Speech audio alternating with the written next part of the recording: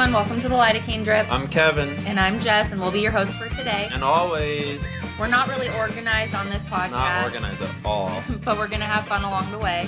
You know, we're here to talk about what you may be thinking throughout the day and don't say, or what you do say and get in trouble for saying. That's usually what I do. In all seriousness, we made this podcast to combat mental health issues in veterinary medicine. Mental health in general. And we're here to inject humor into the darkness of our lives. Very dark, very, very dark lives. So let's get down to it. Let's get down to it.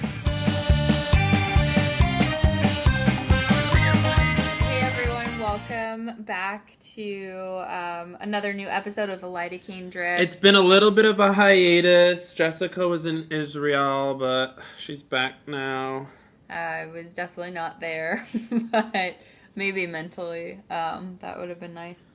But, yeah. Tel Aviv was where it's at, I've heard, so. I've never been. Me either, but.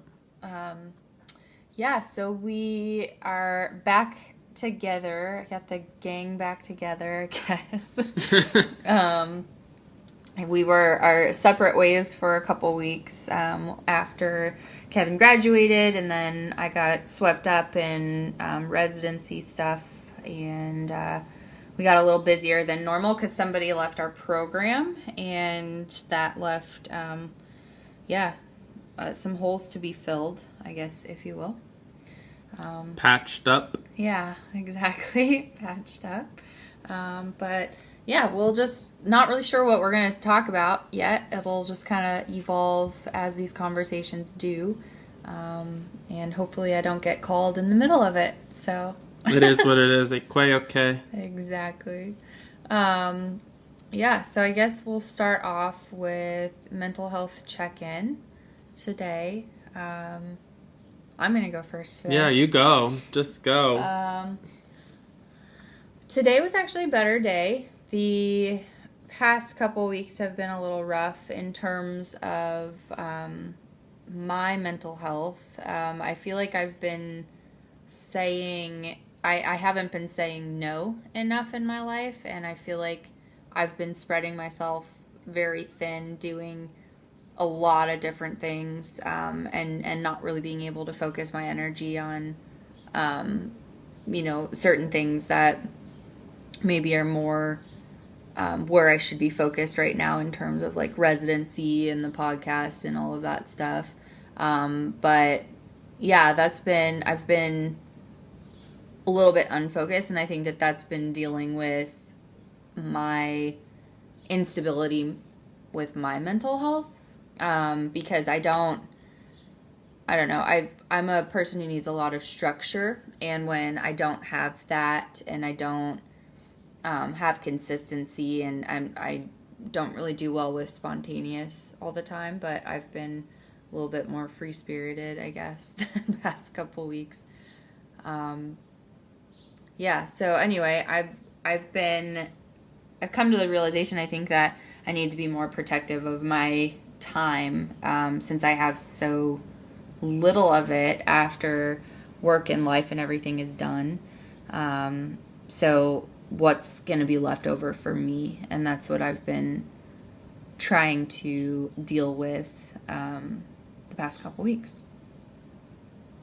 Okay. Do you want to elaborate on it, or that's your summary? Yeah, that's the summary for now. So today, where are you at? I'm better today than I have been. Okay. And I just noticed there's like something dripping on your head now. No, it's like a little patch. Oh, okay. Yeah. I've never seen that. Yeah. Okay, well, that's good. No. I didn't know what it was. Oh, it's okay. I got this new hair gel, and I'm not sure about it because clearly it doesn't do a good job of keeping my hair. Yeah, it's not like usual. It's not my $28 Kevin Murphy gel. It's like this Paul Mitchell hair gel. It was like $19, and it looked good when the ladies did my haircut, but not anymore. My mental health is, I think it's been a fluctuating thing on a daily basis, probably for like a month. Actually, No, I went home for graduation. Graduation was good, but then whenever I go home, it's like go, go, go, go, go, see people, see people, see people, see people, never sleeping, drinking, eating out. Like, and then my body feels so sluggish. But I guess, like, that's a luxury. Like, most people would love to just be busy with friends and, like, eating and drinking all the time. But now it's, like, crunch time, and I have to, like, find a job, basically, and figure out where I'm going to be working. So that's a little bit of a stress.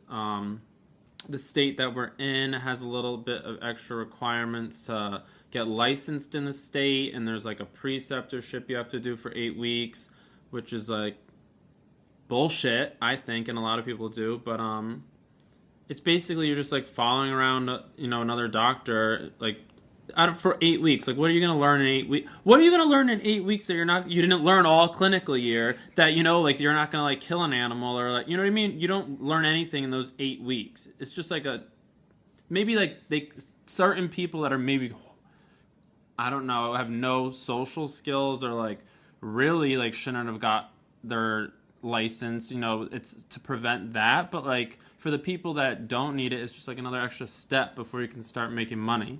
Well, I guess the other side of that is I agree with what you said, but we also are not allowed to fail students. Mm-hmm.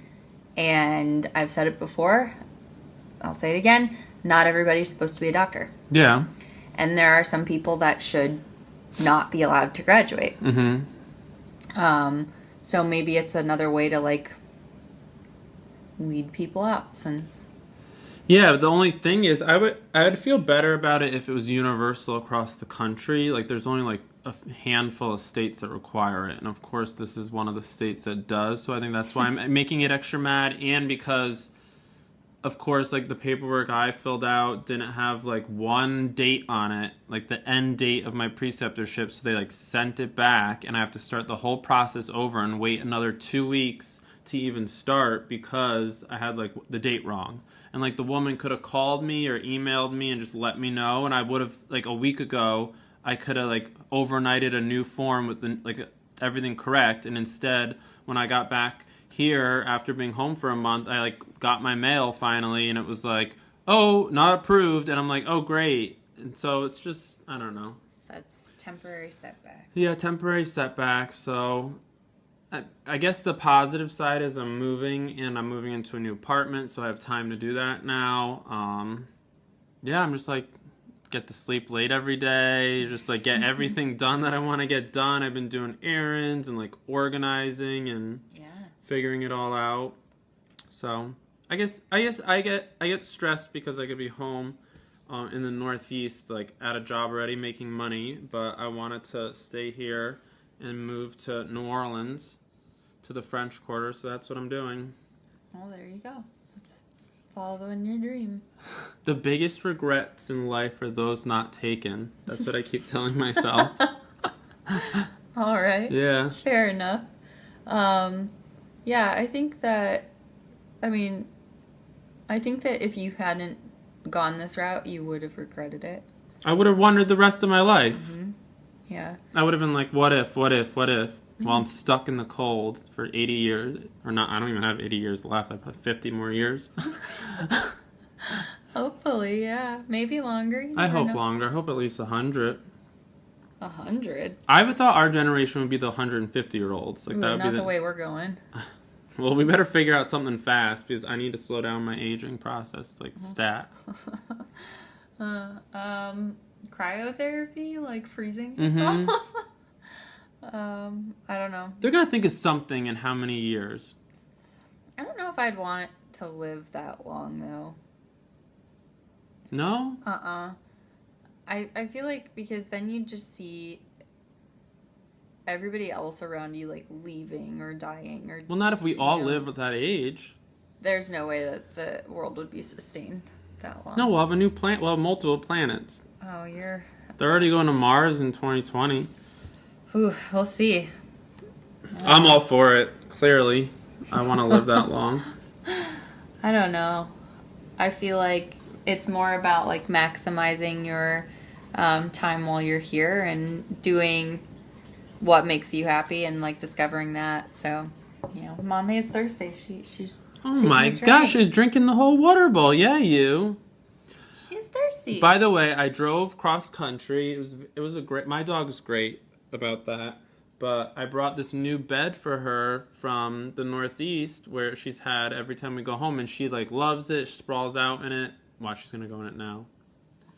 But the cat has taken over the bed since we got back. He's like, look, now she's gonna go in it the first time in the past 6 days.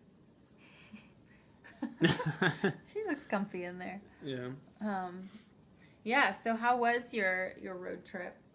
It was good. I stopped in Starksville, Mississippi, which is a great place. Love that place. I also went to Raleigh, North Carolina, and it was beautiful there. Mm-hmm. On the way back, I stopped in Staunton, Virginia, which is it was an interesting place. I guess they have one of the only Shakespeare reenactment theaters in the whole country. It's like the only one in the world or something, like a true, legit, I don't know, Shakespeare reenactment. But after that, I went to Nashville again. Not again. I went to Nashville, and like I didn't really get to see Nashville because it was thundering and lightning for the one night it was there. So I just hung out with my cousin, and we drank wine and catched up. She introduced me to this new podcast called My Dad Wrote a Porno. Oh yeah, I've heard of that. Have you? I'm obsessed. I listened to literally, I think like 8 hours worth of it on the whole ride down after she told me about it. It is so good. It's so funny. First off, anyone from the UK that speaks British is hilarious, even just like talking in general, let alone they're reading this porno that this guy's dad wrote. And it's so ridiculous. It's like a comedy porno.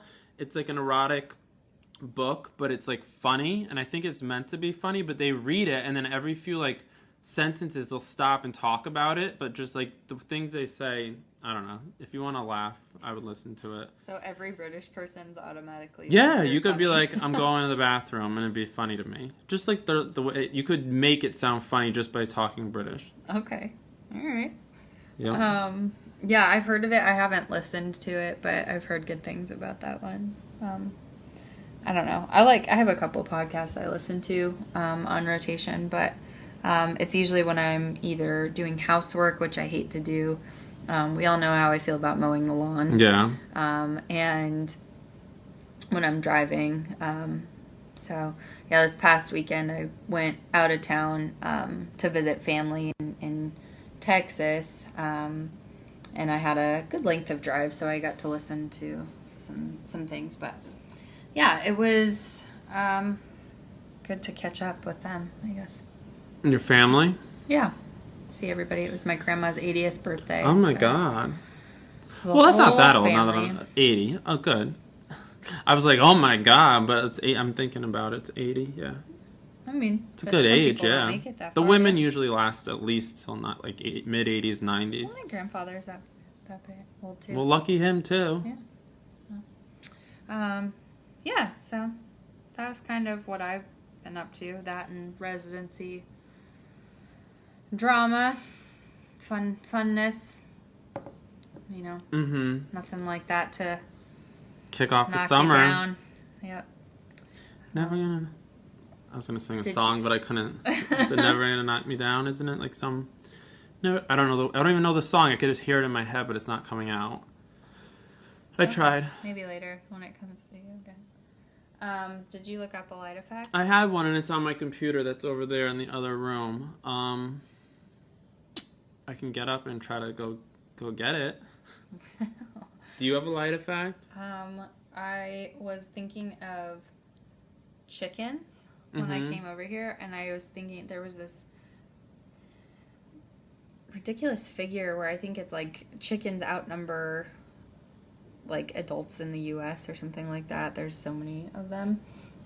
So then I was like, okay, I'll look up some chicken facts because it seemed like an interesting creature. So the first chicken was actually domesticated because in like Southeast Asia, Africa, and Europe because of cockfighting. So it wasn't actually for food or eggs or, meat or anything like that. So it was for those cockfighting rings that they have where people go and like bet and all of that. So I thought that was interesting. And there's 25 billion chickens in the entire world. I believe it. So there's like a lot more chickens than humans. So if they had a brain, they would probably be able to take over because of their numbers. Well, hopefully there's no like nuclear warshed with chickens one day. That would be scary. And then they have 30 distinct vocalizations that they use to communicate with each other, which I thought was interesting because 30? Yeah, you wouldn't. I would think they have like one or two. Yeah, me too. And they are able to recognize about 100 different faces, like humans. Chickens are? Yeah, I guess. I don't know. Maybe they're interesting. I don't know. Maybe they're intelligent. Maybe well, I think all not all, but a good amount of animals are more intelligent than we probably even know. I'm finding my fact on my phone now because... Oh, this is my favorite. Sorry. No, keep going because I'm still trying to find mine. Scientists think that chickens are the closest living relative of the Tyrannosaurus Rex. Chickens? Mm-hmm. Yep. So...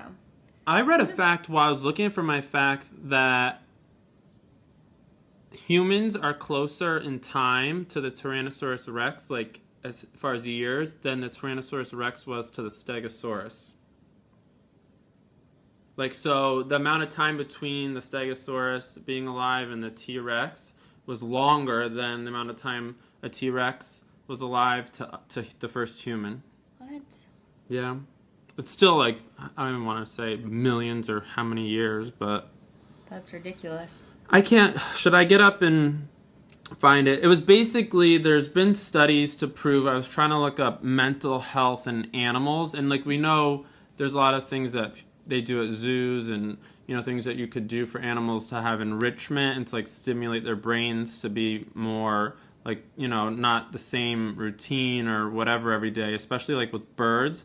But there was a study done, I think it was like 180 dogs or something, that showed that dogs that chase their tail constantly and like go in a circle and go in a circle, they actually think it might be linked to some type of autism or some mutation, of some genetic mutation. And there was also other studies that were saying that the tail chasing is actually a severe form of like it's like an episode of aggression, but like a severe form of aggression. And so they're like going around in this obsessive way, but it's actually an aggressive trait. And so they had like that actual like gene that it could be linked to, but I don't have that information in front of me.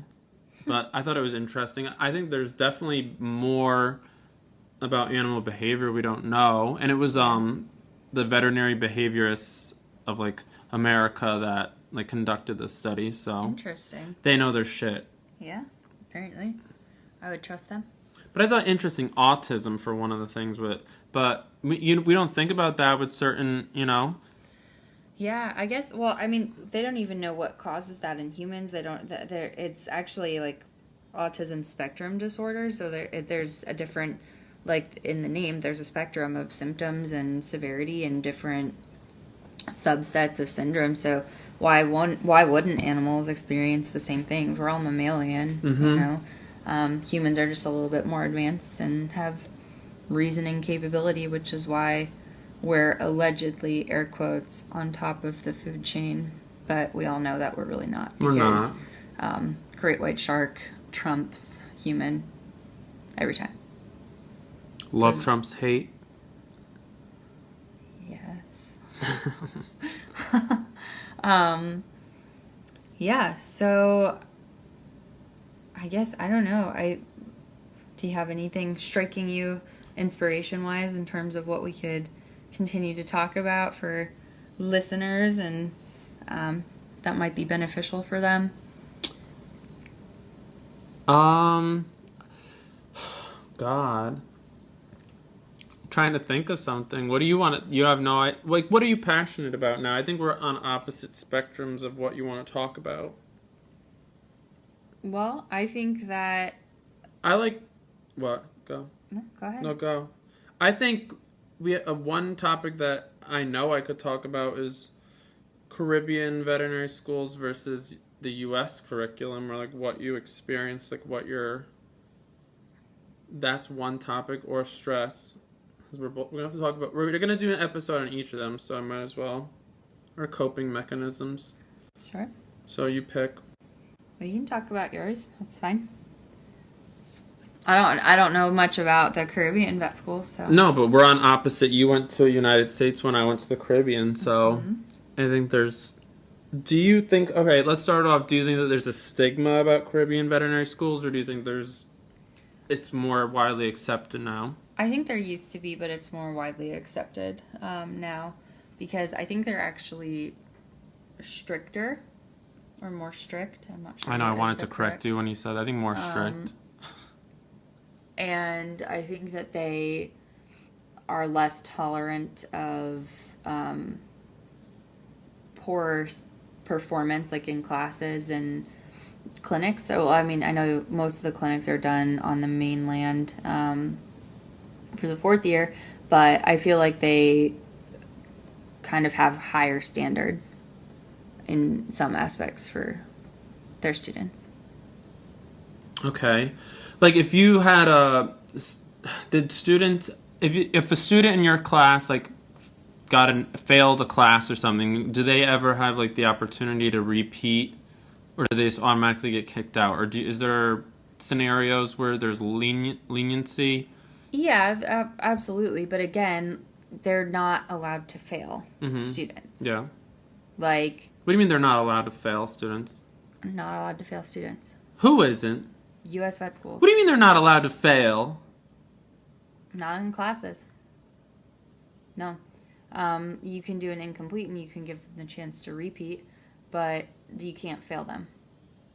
I've never heard this before in my life. It's true. So what if they fail it again? Or... Well, I don't know if that's, like, I feel like in those situations, most of the time, people will either drop out, or they will take it more seriously the second time around, or maybe they had extenuating circumstances that led to their failing that class or whatever it is. But yeah, they're like, you wouldn't give them like an F, like you do an incomplete for the class. So yeah. And in clinics, I know of one where I went to vet school. One girl, all of a sudden, she was in the class above me, and then she had to take some time off, and she ended up rejoining my class the next year. And then when we got to clinics, she ended up, like, she was one of the ones that you're like, it's going to be rough. Like, we can't hold your hand in the real world. Like, nobody's going to be looking at her. Like, one of the ones that you're just like, this is dangerous. Like, you're going to hurt or potentially kill a patient. And she ended up doing just that on clinics in front of an owner with a horse. And what do you mean in front of an owner? Like, giving an injection in front of an owner. And the horse dropped dead. And that was kind of the final straw of her being done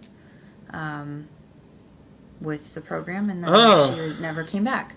But there are some people, I think, that it's dangerous. I mean, we're playing with, I don't want to say playing because it's more serious than that, but like, we have literal lives in our hands as veterinarians, and some people don't take that responsibility very seriously, and some just don't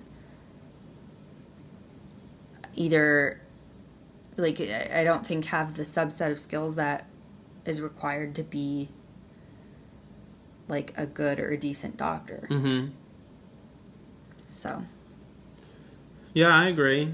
I think there's a big problem too with schools in general where I think I've talked about this before, not having any experience before you go into veterinary medicine or like going into school. Like if you don't have any clue of what being a vet is like or what it entails, especially the bad, then you're gonna have a real rough time. And those are the ones that, going back to preceptorship, I think that it is beneficial, because I've been with students before that are like, just things that they talk about or whatever, I'm like, you're gonna have a rough time if you think like this scenario with this like, client that's not happy about something is like the worst thing in your life right now, or how it's not going to be like this when you get out of school. It's going to be like that times 10.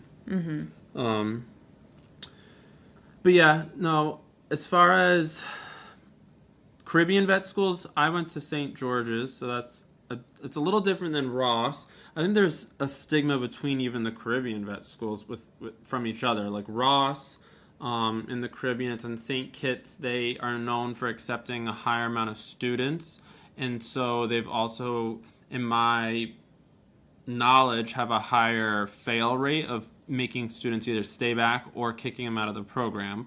So they have less tolerance for getting bad grades or not excelling. At our school, you have you can get you can't get any grade below a C, and if you get a D at all, like as a final grade in a class, you can get 1D and go on. Before it was you can go on to the next term, but they changed it while I was there. And if you get a D, you have to either resit like the final and get a better grade and get a C in the class. Like it has to be that you could get like a great grade and get a C in the class, or you have to repeat the whole semester.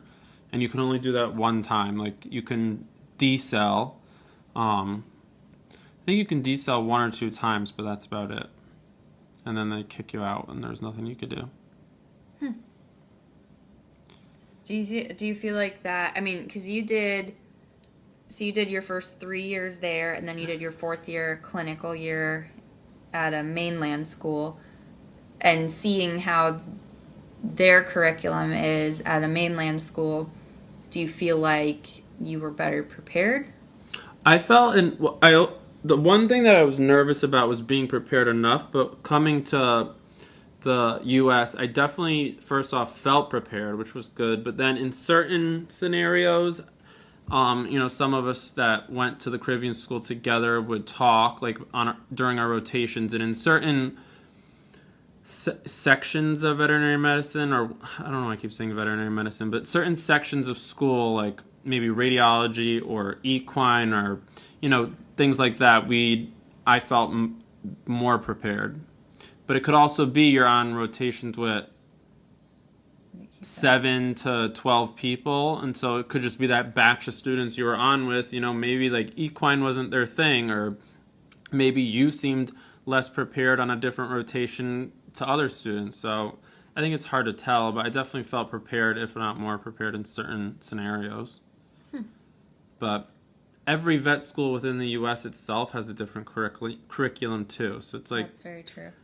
Which is surprising, because a lot of us students I remember when we were like going through hell, we'd like look up, like what are they taking at like, in California right now, like what are they taking, year 3, like term 6 or whatever, and then like we'd look up and it'd be like totally different than the classes we were taking. And it's like the way they lay it out, like what classes you have term 1 and 2 is so different in certain schools compared to the classes we had. You get all the same classes over the 3 years. It's just weird how the schools can lay them out completely differently, but it seems to work for everyone. I don't know.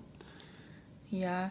Well, I feel like, I mean, I don't know. I feel like with traveling in general, like traveling abroad in general, you broaden your own horizons and you gain a lot of experience from that, like, and character building from those experiences.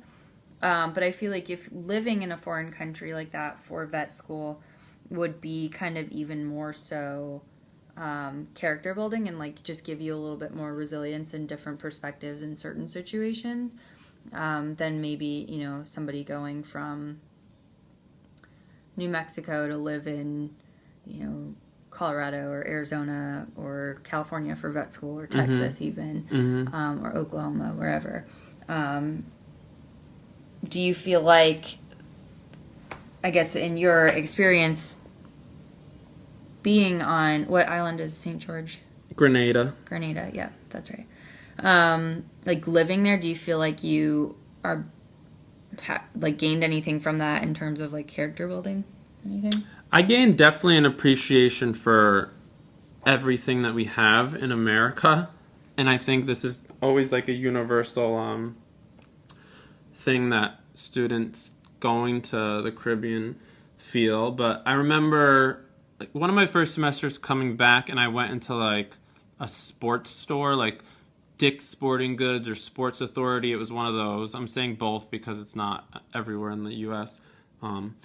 But I was in the clearance section of the store, and just in the clearance section, I remember standing there, and it was like shoes, running shoes, rollerblades, bikes, weights, this, that, t-shirts, hats, and I was like, all this stuff in this one corner of the store, like 1/10 of this store, is like 3 times the amount of stuff you could even get at any place on the whole island in general. Like you couldn't even buy a bike on the island. You couldn't like get rollerblades. Like you can't get anything. And so I remember that day I was like, this is just insane, the amount of stuff we have accessible to us at any given time. Like if I drove down the street right now, I could get anything I want, any food I wanted. Like we'd have the grocery stores where like food would be delivered on a boat, on like a barge, like I don't know if that's the right term, on a, what are those things that, those big metal things that they deliver stuff on? Shipping containers? Yeah, on a container. A barge is like a thing out in the ocean. A barge is a water, like a boat. It's like a flat boat. All right, maybe I was right. But once a week, and like if you didn't go to the grocery store within like the first 3 days of a shipment, like it would come every Thursday at night. And if you didn't go that night or the next day, like certain days you couldn't get like lettuce or milk or eggs or anything really. And it was like anything that you wanted at the grocery store, it was only like one type of item. Like it was the size of, I don't know, like probably 1/4 of the normal grocery store size we'd have here. And so many things that you take for granted back home, food wise even, you can't even get there. And if there is something that you want there, like half the time you don't even know if you can get it. So very simple. I definitely valued when I came home, and I still do, like everything that we have available to us. And then also not using your cell phone was like a big thing, because no one had cell phone plans, and it was crazy to see you would only use your phone like in buildings like your apartment or school where there's Wi-Fi. And so like when you were with people, like driving or like going to the beach or anywhere really, like if you went on a trip around the island or to dinner, no one was on their phones. There's no one, unless you went through the extreme scenario to like ask the waiter for a Wi-Fi password at dinner, which like people, you feel sort of stupid sometimes doing that. Well, then you would just here. Yeah, you would not be on your phone. So it was so nice. I would come home and I'd realize how attached we are to our phones, and it was sort of a nice life living there, because I also think it gave us less distractions studying. And people think you're on like a beautiful island with like beaches and blah blah blah, but really you have way less distractions. You have the restaurants and bars and the beach. Like after a while you get used to the beach and you don't want to like go every single second. And if you go to the beach, you could bring notes and sit there and like study, and like what are you going to get distracted from? Like you're on a beach, you don't have cell service. Like you could either study and then go in the water occasionally or not. Yeah. So it's like back home you have like Target, and you have like your friends, Target. And you have your parents that want to like come see you, or you want to go see your like significant other, or you want to like drive, across the country on a weekend to go see them. And all that takes away from like, studying, in the long run. So I think being in the Caribbean, yeah, it's beautiful, but I think you also have more of an opportunity to hunker down and just like focus on your studies with people who are going through the same thing. So that's all you're doing. So that's kind of, in my book, that would be an advantage. I 100% think it was an advantage now. I think I would have failed out if I went to school anywhere remotely near my family and friends, or even anywhere that like had a Target nearby or like a I could Walmart spend hours in Target or a Starbucks or anywhere. Yeah.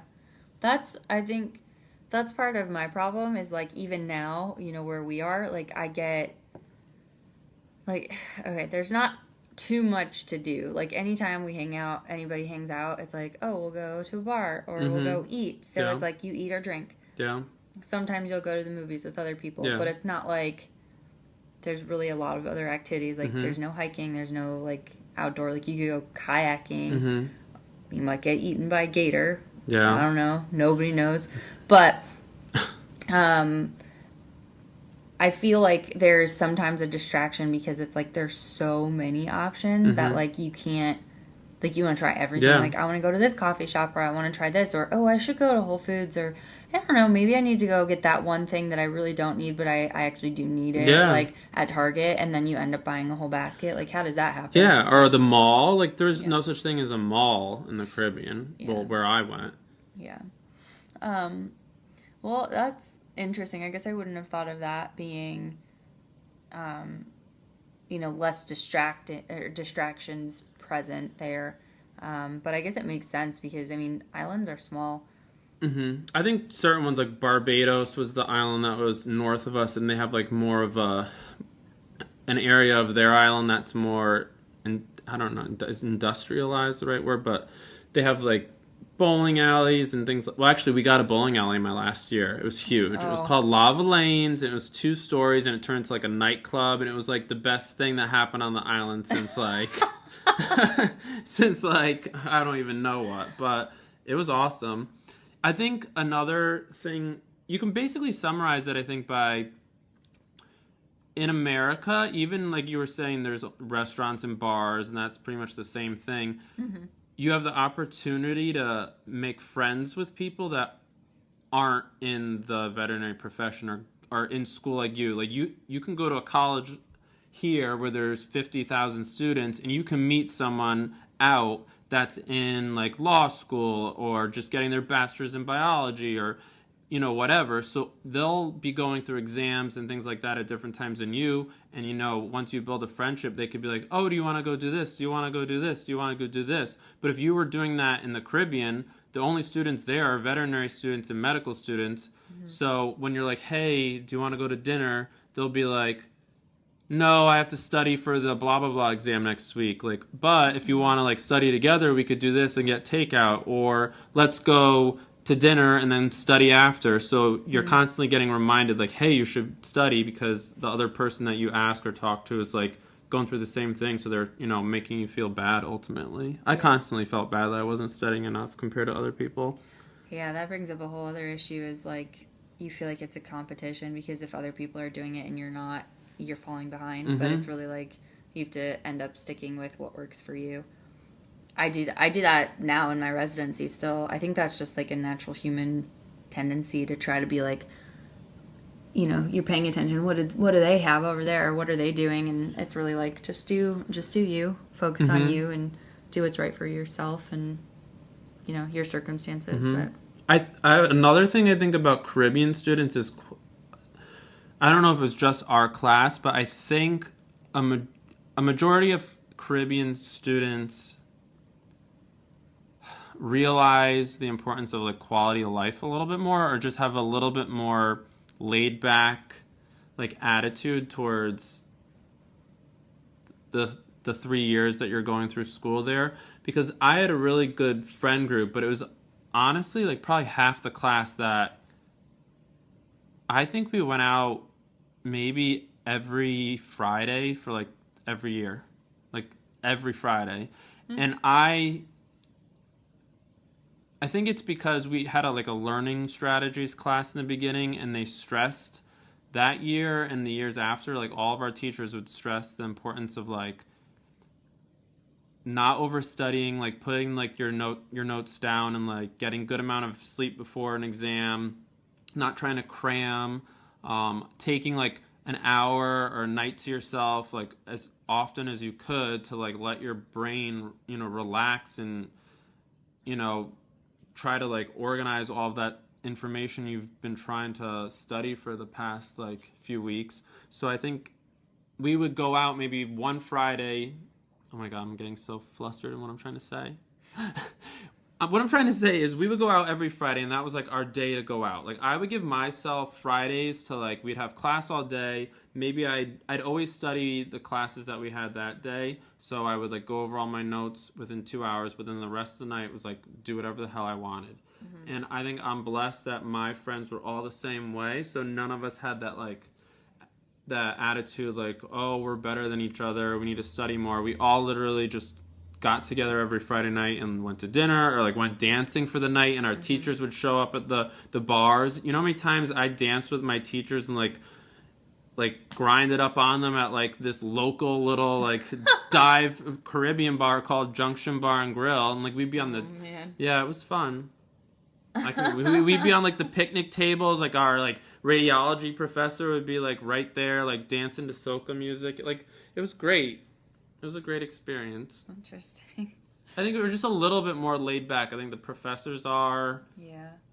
The students are. And I mean, the island life, like, that's everything's easy. I think they should do a vet show about island life, like island or Caribbean vet schools, because it's a very different experience. But at the end of the day, we all get to the same spot. That's true.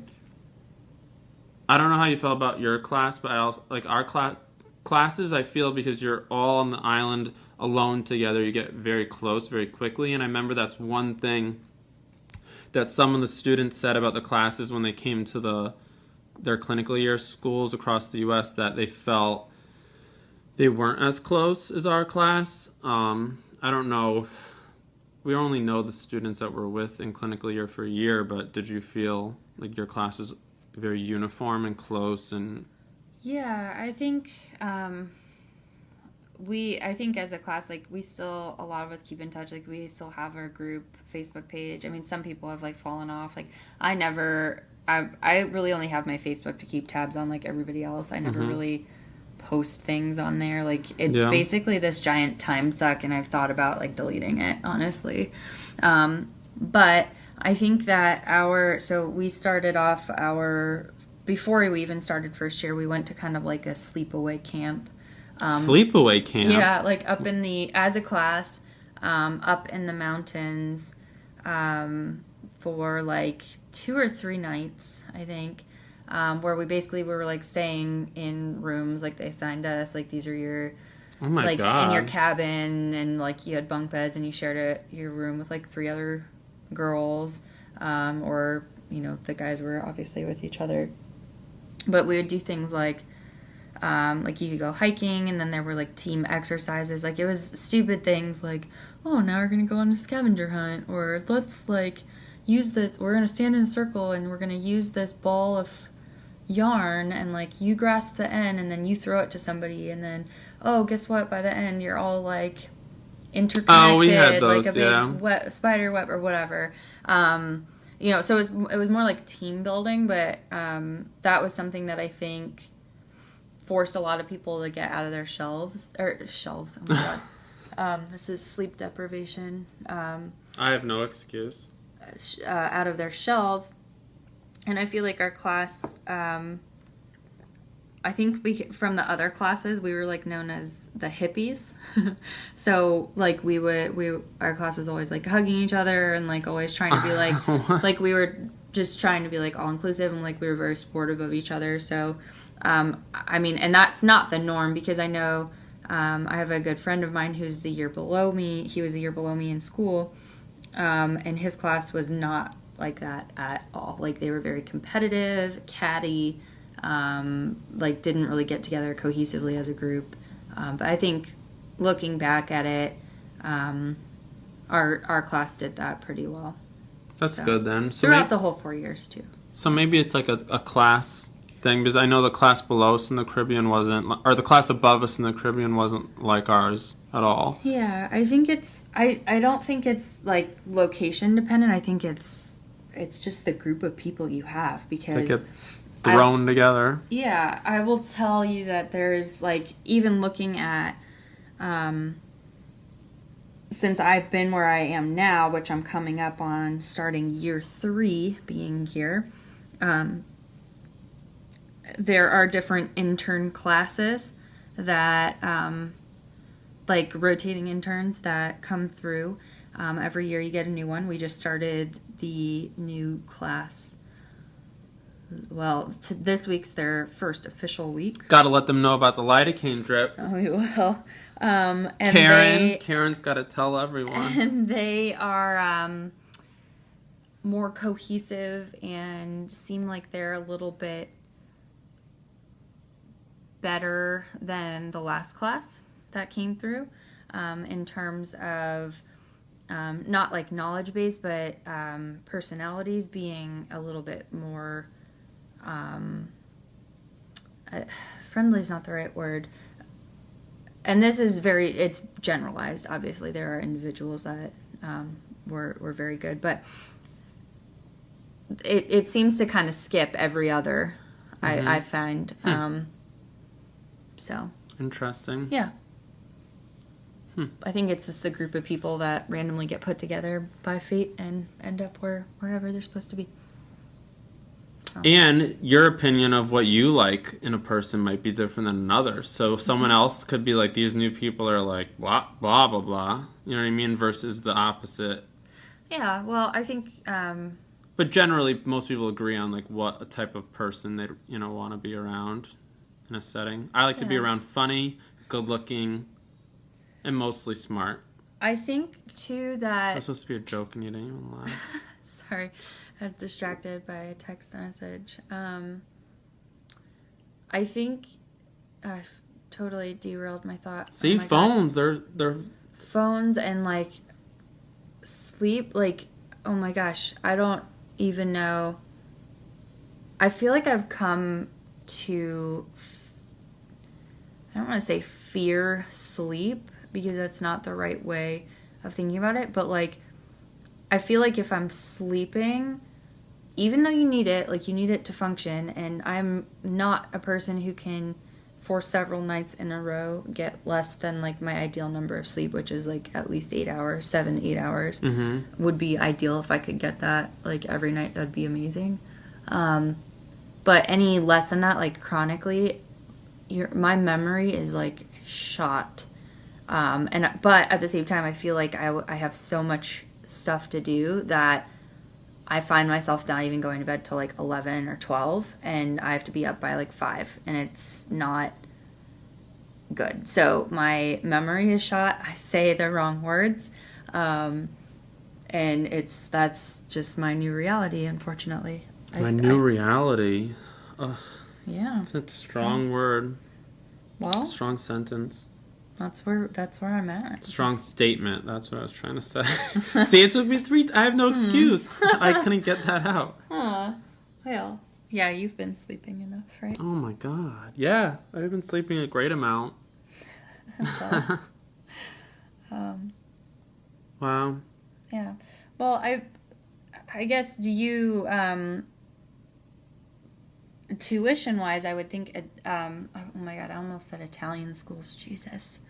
Well, there are schools in Italy. Island schools are more expensive because they're private tuition. Everyone says that, but unless you go to an in-state school and get in-state tuition, it's not. Like... So it's equivalent. Like Connecticut, where I'm from, does not have a veterinary school.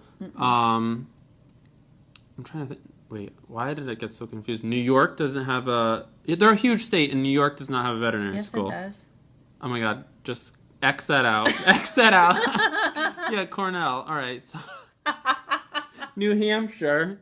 New Hampshire doesn't have a veterinary school. Yeah, it's like small.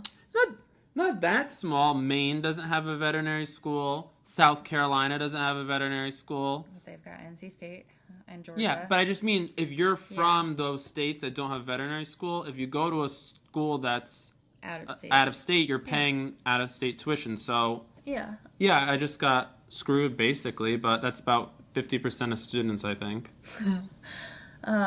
Yeah, I think every time I look at my student loan balance, I'm just like, oh my God. I'm not even paying the interest. I'm not even touching the interest with my monthly payments. Don't worry about it. It's like more than a house. Yeah, I say it to my mom. She's like, "Don't worry, like it'll be fine." And I'm like, "Okay."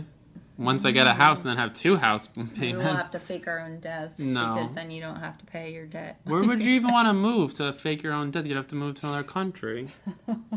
Greece? Here it's Greece pretty would be cheap. great. Mykonos. Oh my god, that would be a great place to live. But I read this thing I'm on like some student loan planner help blah blah blah Facebook page. Oh, yeah, and they said start doing that. Yeah, there's a group now of over 100 students that owe over $1 million in student loans, and I was like, how? Collectively? Yeah, no, but each one. Nuh-uh. Yep. And I was like, how in the world? Maybe with masters or like maybe medical school where you have to do like residencies and you take out loans during your residency to survive. They get a stipend during their residency. Like they get paid. Like residents get paid shitty. Like I'm making like $30,000. Yeah, I think they get like 40 or 50 depending. Who knows? But it's a thing. There's over 100 people that have more than $1 million in student loans. Yeah. Ugh. Yeah, I guess I mean, there's one thing I've learned: it could always be worse. So it could always get worse. Always be worse. Always. By the way, do you know anyone in Oklahoma? Why? Because yesterday, or on July 1st, we had a peak in unique listens, and there was 50 people from Calmore or Cashmore or something, Oklahoma, that listened. Like 50 people in one day. Who's there right now? There's a couple students that just graduated that are doing rotatings out there. Really? Claremore? What? Claremore? Who's that? It's like the top city on our app now, like of people. Isn't it Stillwater? Stillwater, Oklahoma? Or did I make that up? You might have made that up. I might have made that up. Let me see. I think there is... Are you on the app? No, I'm looking up a couple of the... Yeah, so... But how would they have spread the news? She's right there. She's there now at Oklahoma. There's a student from 2 years ago that just finished a rotating out there and is doing a anesthesia internship right now. There is... I don't remember. Oh, there's more. But yeah, I don't know. Maybe there's a couple out there. Look, right here. So, Claremore. Look, 61 listens in one day from Claremore. That's more than even the location we're at now. Wow. But how? How is that possible? Like, whoever's there, please let us know. Yeah. Be interesting. No, I haven't had a chance to look at that yet. That's interesting, though. Yeah. And they're unique listens, so that means they're all different. What? I've never figured out what that means. Unique listens means if you went back on your computer like 60 times, it would still count as one because it knows your IP address. It'll say listens. There's 2 different bar graphs. It'll say listens, and then there'll be unique listens. Unique listens means it has to be a different IP address. Or like a different device. Well, maybe we're getting a new fan base. In Oklahoma, I don't even know what's out there. Maybe one of our little pamphlets like flew out there in a tornado. Yeah, maybe. Oh, and also. Also. Oh, I got a good southern accent one night, and I was really doing good. And I was with my friend, and we were having some drinks. And I left her sister a voicemail, and her sister thought it was some redneck guy down in Tucson, Arizona. That's what it sounds See, I could keep like. going. That was pretty good, right? That's pretty good. Because I didn't think about it. But Hafu Vet left us her real name. Did you know that? What? Yeah. Are we going to release it? Yeah, I'm going to look for it right now. I want to make sure I say it right. Dun, dun, dun, dun, dun, dun, dun. Well, first off, so she was talking about our euthanasia episode. She just went through exams.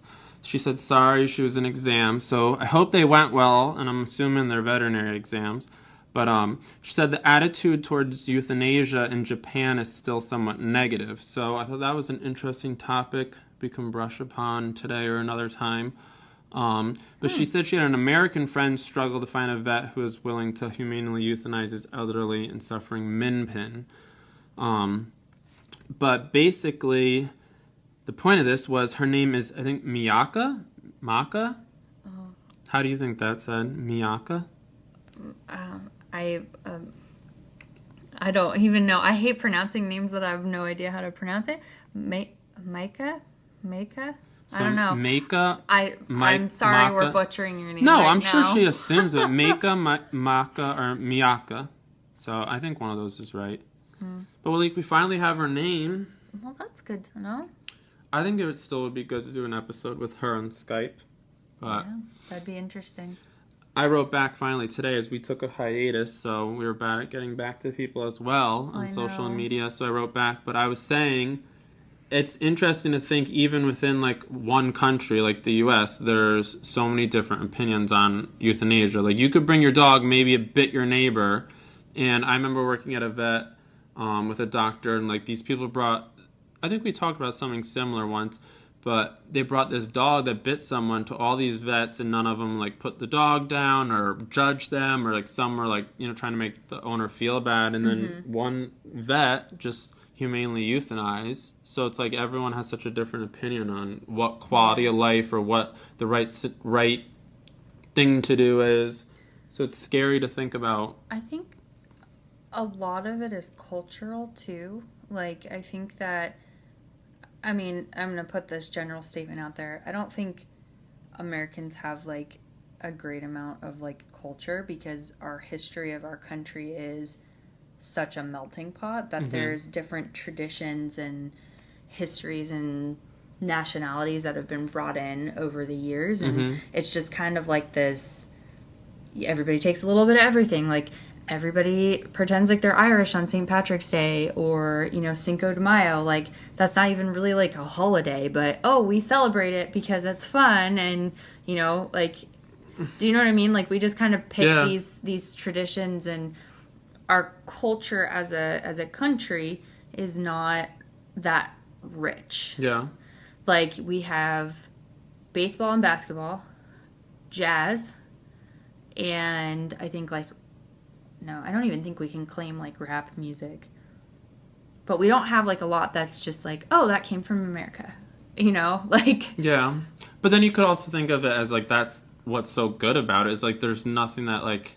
Oh, absolutely. I guess I was trying to make the point of where... Like, going, like, in Japan, I feel like they have a very rich culture. I've never been to Japan. Where it's more uniform about certain things. Yeah, and I think a big thing that they underscore is, like, honor and, like, respect your elders type thing. And that is, like, hardwired into their culture, everyday lives, everything. So if it's, you know, if that's something there that doesn't allow them to easily have conversations about euthanasia, maybe that's a reason why. Versus here, where everything's just like, oh, we're so loosey-goosey, and, you know, it's like your friend grew up going to church every Sunday and went to, you know, Bible camp and Bible study and all these things, but, like, you never did, you know, or your other friend down the road, you know, is Jewish. Yeah, so it's very, I don't know, everybody had, like, a little bit of a different upbringing. Like, do you get what I'm trying to say? No, I get what you're saying. Yeah. Anyway, I don't know. We digressed from island schools to a different island. Well, it's sort of on the topic of outside of the U.S., I guess, still. Yeah. I wonder what schools are like in different countries as well, the curriculum. Yeah. That'd be interesting to hear her take on it. But yeah, I think that I don't know. I think that I guess we started off with, like, your, I think you asked me perception of the Caribbean vet schools, and, like, how they're perceived in veterinary medicine. And I think that they are more widely accepted now, because I think when they first started, however long, several years ago, have they been around for, like, 10 years? Okay. Like 2002. It seemed like it wasn't as structured, but it was probably just because it was something new that people weren't used to. But now I feel like, I mean, I've met several, I work with several island students. You're an island student. You guys have a good knowledge base, and for the most part, like, you guys are very disciplined and self-motivated because you have to be based on how your curriculum is. So I think that, not that mainlanders aren't like that, but I think that gives you a little bit more credibility than I originally would have thought when I first learned about these island schools. I think, too, part of it is they're AVMA accredited, and that's only been in the past, like, 5 years. So okay, that's what it was. Yes. Because I remember when I, like, started vet school, I don't think they were accredited, and it was, like, a little bit more difficult to get that education accepted in and the loans were a lot more because they weren't, you couldn't get, like, government, like, private or subsidized loans. And then you had to take, when you graduated vet school from a Caribbean vet school before they were accredited, you had to do, like, an extra exam on top of the NAVLE to get accredited in the U.S. But I know both Caribbean schools, Ross and St. George's, they both got accredited within the same, like, year and a half. But I know, like, the AVMA goes down, like, every year for, they went down for, like, every year for, like, 5 years, telling changes they had to make, or, you know, viewing the curriculum and, you know, the labs they had to eventually approve them. Like, it's not like an overnight thing. It took them a long time to get. So that's why it's basically like going to school in the U.S. now, because if they approve it, it's the same standard of curriculum that you'd get at a U.S. vet school. And they still have to, like, get checked, as they'll have, like, oh, the AVMA is coming, you know, to renew our accreditation, and then, like, they of course clean, like, all the classrooms and labs are, like, tip top fancy, like, right when they're coming. But well, is there anything you wish would have been done differently at a Caribbean school? One thing I don't wish it was done differently, but I was in a little bit of, like, awe coming to the school where I did clinical year, because just the facility is so much larger than what we have as far as, like, the teaching hospital. Like, there's a hospital down there that sees patients for Grenadians, like, locals, and they'll do a lot of, like, discounted or free services for people that have sick pets, and they're doing a good thing by, like, community outreach. But I guess I remember, like, going to the equine facility, and I was like, this barn is, like, huge. Like, the amount of stalls they had and the isolation section at the barn, it was, like, as much as the whole school. Like, it was as big as the whole school put together, basically. So I don't know, I guess I was in awe of that. I don't think I would change it, you know, because you only really need it your last, like, clinical year, and you don't even need it to be huge, as long as it's effective and you have all the rotations, like ophthalmology, dermatology, like, all the core things that you should go through, anesthesia, surgery, radiology, blah, blah, blah. Anything different? Yeah, I'd like to have no exams.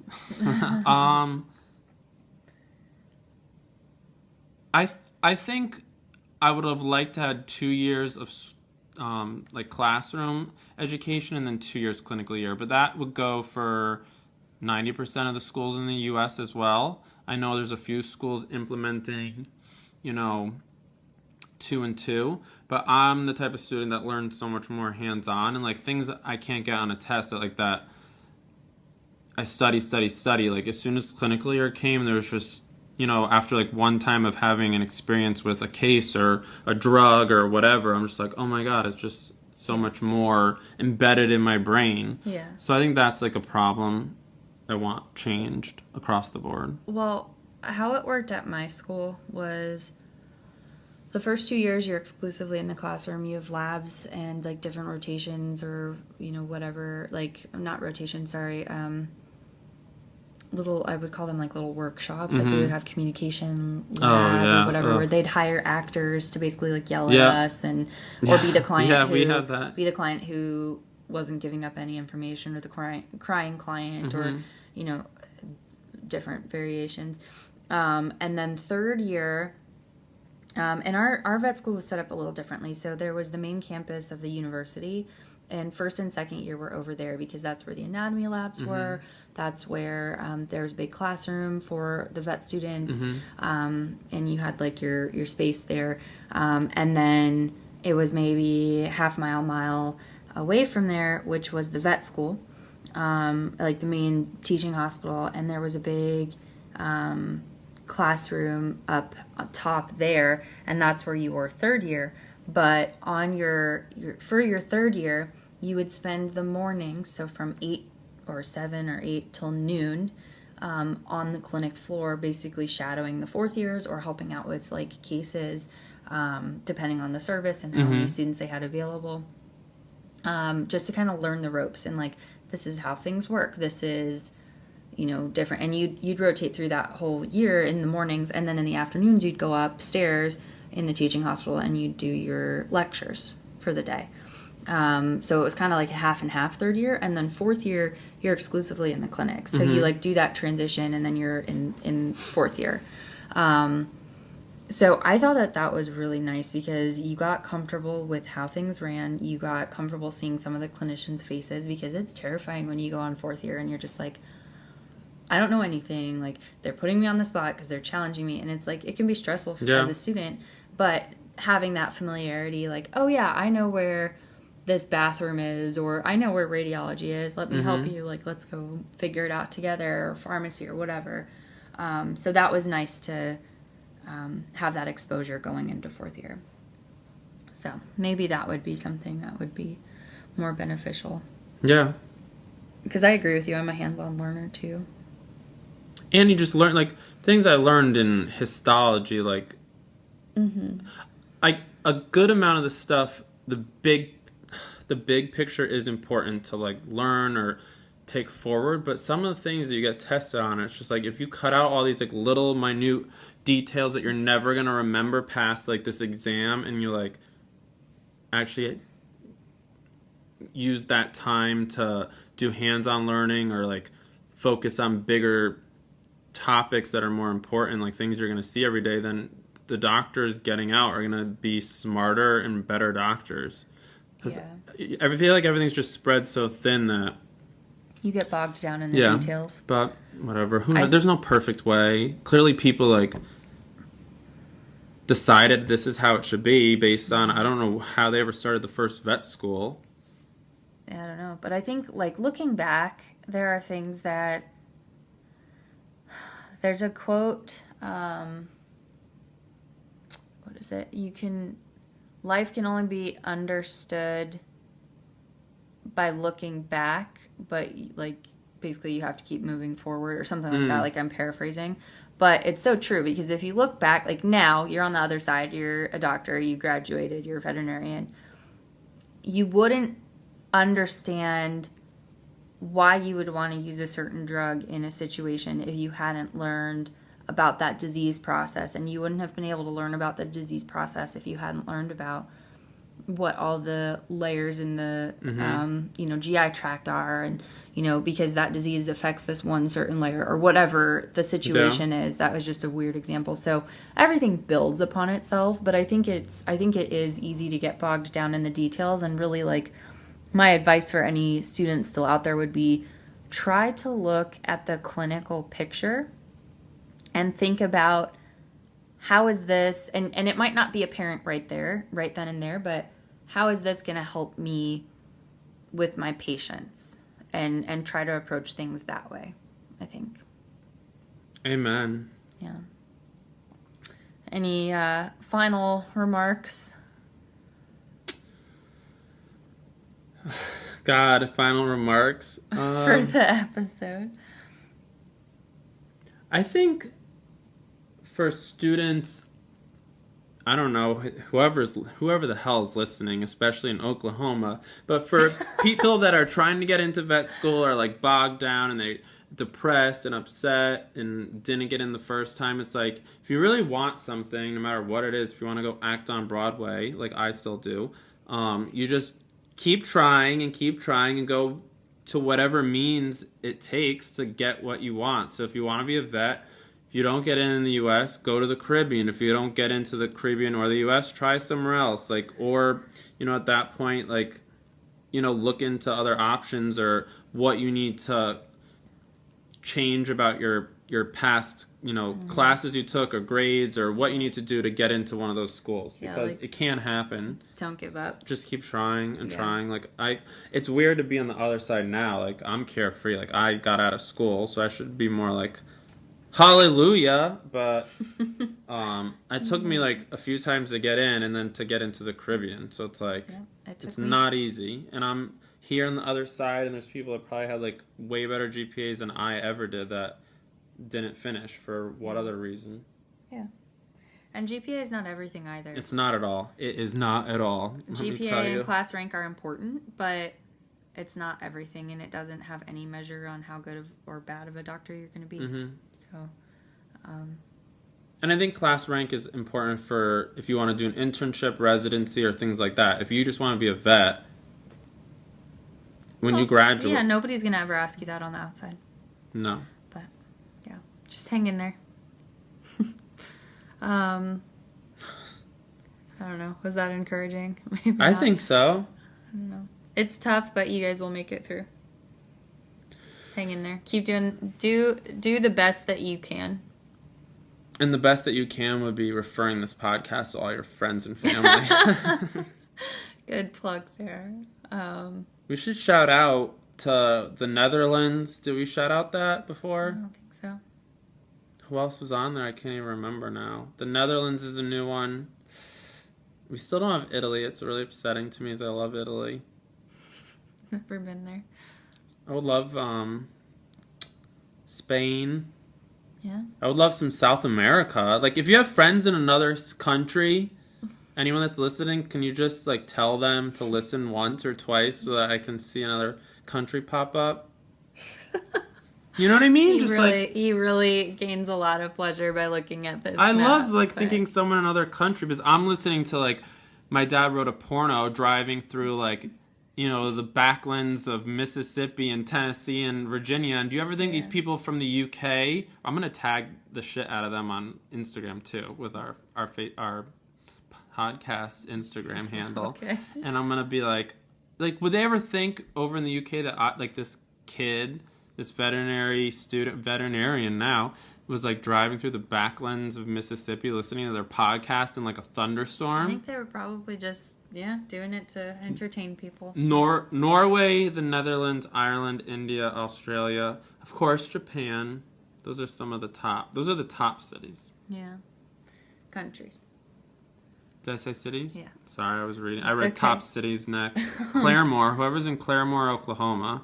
Well, I think on that note, East Hartford. It's got to be time to wrap this up. Los We're Angeles. Getting long. Who's in Los Angeles? I don't know. We're getting long, though. I feel really popular. So, thanks for listening. And, tell your friends, like Kevin said. Leave us a review on iTunes. Those mean the most as far as furthering the audience of people that see the podcast come up in search engines and stuff. But yeah, like, comment, subscribe. We're on Spotify now. Woohoo. Woohoo. All right. On that note, let's get down to it.